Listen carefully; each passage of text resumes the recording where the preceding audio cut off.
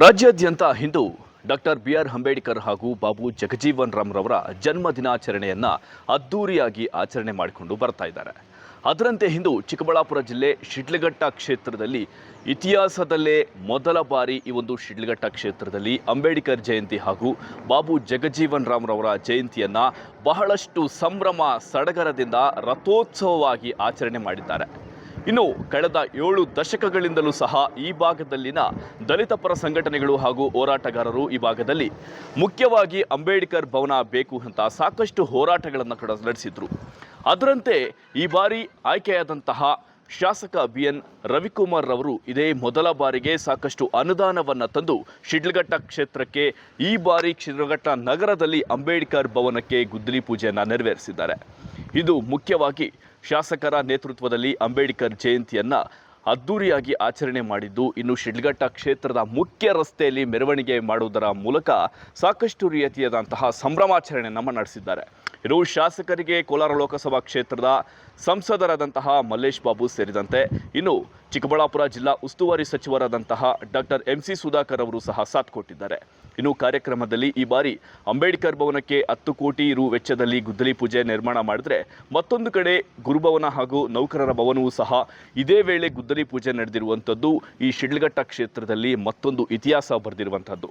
ಯಾಕೆಂದರೆ ಸಾಕಷ್ಟು ವರ್ಷಗಳ ಹೋರಾಟದಿಂದಲೂ ಸಹ ಈ ಭಾಗದಲ್ಲಿ ಅಂಬೇಡ್ಕರ್ ಭವನವನ್ನು ಕಟ್ಟಲೇಬೇಕು ಅಂತ ಸಾಕಷ್ಟು ಹೋರಾಟಗಾರರು ಹಗಲು ರಾತ್ರಿ ಎನ್ನದೇ ಹೋರಾಟವನ್ನು ನಡೆಸಿದರು. ಆದರೆ JDSನ ಪಕ್ಷದಲ್ಲಿ ಗೆದ್ದು ಬೀಗಿದ್ದಂತಹ ಶಾಸಕ ಬಿ.ಎನ್. ರವಿಕುಮಾರ್ ರವರು ಪಟ್ಟು ಹಿಡಿದು ಈ ಭಾಗದಲ್ಲಿ ಬೃಹತ್ ಒಂದು ಅಂಬೇಡ್ಕರ್ ಭವನವನ್ನು ನಿರ್ಮಾಣ ಮಾಡಬೇಕು ಅಂತ ಪಟ್ಟು ಹಿಡಿದು ಅನುದಾನವನ್ನು ತಂದು ಇಂದು ಉಸ್ತುವಾರಿ ಸಚಿವರ ನೇತೃತ್ವದಲ್ಲಿ ಕಟ್ಟಡ ಕಾಮಗಾರಿಗಳಿಗೆ ಗುದ್ದಲಿ ಪೂಜೆಯನ್ನು ನೆರವೇರಿಸುವುದರ ಮೂಲಕ ತಮ್ಮ ಒಂದು ಹೇಳಿದ ಮಾತನ್ನು ನಿಲ್ಲಿಸಿಕೊಂಡಿದ್ದಾರೆ ಅಂತಲೇ ಹೇಳಬಹುದು. ಇನ್ನು ಇದೇ ವೇಳೆ ಸಾಕಷ್ಟು ಸಂತಸವನ್ನು ವ್ಯಕ್ತಪಡಿಸಿರುವಂತಹ ಶಾಸಕ ಬಿ.ಎನ್. ಶಾಸಕರಾದಂತಹ ರವಿಕುಮಾರ್ ರವರು ಸಂತಸವನ್ನು ವ್ಯಕ್ತಪಡಿಸಿದ್ದಲ್ಲದೆ ಮುಂದಿನ ದಿನಗಳಲ್ಲಿ ಈ ಭಾಗದಲ್ಲಿ ಆಸ್ಪತ್ರೆ ನಿರ್ಮಾಣ ಮಾಡಿ 100 ಬೆಡ್ಗಳ ಆಸ್ಪತ್ರೆ ನಿರ್ಮಾಣ ಮಾಡಿ ರೋಗಿಗಳಿಗೆ ಹಾಗೂ ಕ್ಷೇತ್ರದ ಜನತೆಗೆ ಅನುಕೂಲ ಮಾಡಿಕೊಡುವುದಾಗಿ ಭರವಸೆಯನ್ನು ಕೊಟ್ಟಿದ್ದಾರೆ.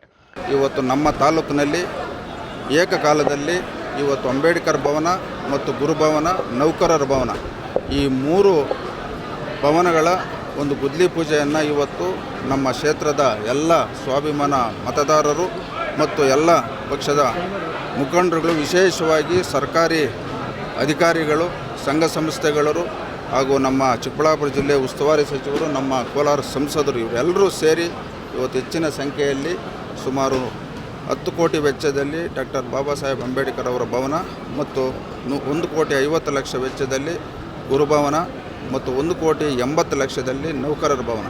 ಇವತ್ತು ಈ 3 ಏನಿವತ್ತು ಸುಮಾರು 35-40 ವರ್ಷಗಳಿಂದ ಭಾಳಷ್ಟು ಹೋರಾಟಗಳನ್ನು ಮಾಡಿದರು ಈ ಒಂದು ಅಂಬೇಡ್ಕರ್ ಭವನಕ್ಕಾಗಿ. ಇವತ್ತು ಅವರ ಹೋರಾಟಗಳಿಗೊಂದು ಪ್ರತಿಫಲ ಸಿಕ್ಕಿದೆ. ಇವತ್ತು ಈ ಕ್ಷೇತ್ರದಲ್ಲಿ ಇವತ್ತು ನಾವು ಅಧಿಕಾರಕ್ಕೆ ಬಂದಾಗಲಿಂದ ನಿರಂತರವಾಗಿ ಶಿಕ್ಷಣ, ಆರೋಗ್ಯಕ್ಕೆ ಹೆಚ್ಚಿನ ಒತ್ತನ್ನು ಕೊಡ್ತಾ ಇದ್ದೀರಿ. ಇವತ್ತು ನಮ್ಮ ಕ್ಷೇತ್ರದಲ್ಲಿ ಸುಮಾರು 34 ಗ್ರಾಮ ಪಂಚಾಯತ್ಗಳಲ್ಲಿ ಭಾಳಷ್ಟು ಜನಕ್ಕೆ ಇವತ್ತು ನಿವೇಶನಗಳು, ಮನೆಗಳಿಲ್ಲ.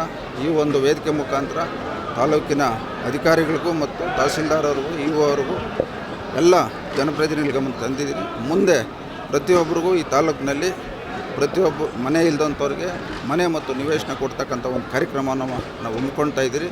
ಇವತ್ತು ತಾಲೂಕು ಕೇಂದ್ರದಲ್ಲಿ ಇಡೀ ರಾಜ್ಯದಲ್ಲಿ ಶಿಡ್ಲಘಟ್ಟ ಕ್ಷೇತ್ರದಲ್ಲಿ ಇವತ್ತು 100 ಬೆಡ್ಡೆಡ್ ಹಾಸ್ಪಿಟ್ಲ್ ಇಲ್ದಿರೋದ್ರಿಂದ ಈಗಾಗಲೇ ಅದು ಸಂಬಂಧಪಟ್ಟಂಥ ನಮ್ಮ ಆರೋಗ್ಯ ಸಚಿವರಿಗೂ ಉಸ್ತುವಾರಿ ಸಚಿವರು ಗಮನ ತಂದಿದ್ದೀನಿ. ಒಟ್ಟಾರೆ ಇಂದು ನಡೆದಂತಹ ಅಂಬೇಡ್ಕರ್ ಜಯಂತಿ ಹಾಗೂ ಬಾಬು ಜಗಜೀವನ್ ರಾಮ್ ರವರ ಜಯಂತಿ ಈ ಶಿಡ್ಲಘಟ್ಟ ಕ್ಷೇತ್ರದ ಇತಿಹಾಸದಲ್ಲೇ ಮೊದಲ ಬಾರಿ ಅದ್ದೂರಿಯಾಗಿ ನಡೆದಿದೆ ಎನ್ನಲಾಗ್ತಿದೆ. ಇದೇ ಇವತ್ತಿನ ಡಿಜಿಟಲ್ ಕಂಟೆಂಟ್ನ ವಿಶೇಷತೆ. ನಾನು ದತ್ತಾತ್ರೇಯ, ನ್ಯೂಸ್ 18 ಚಿಕ್ಕಬಳ್ಳಾಪುರ.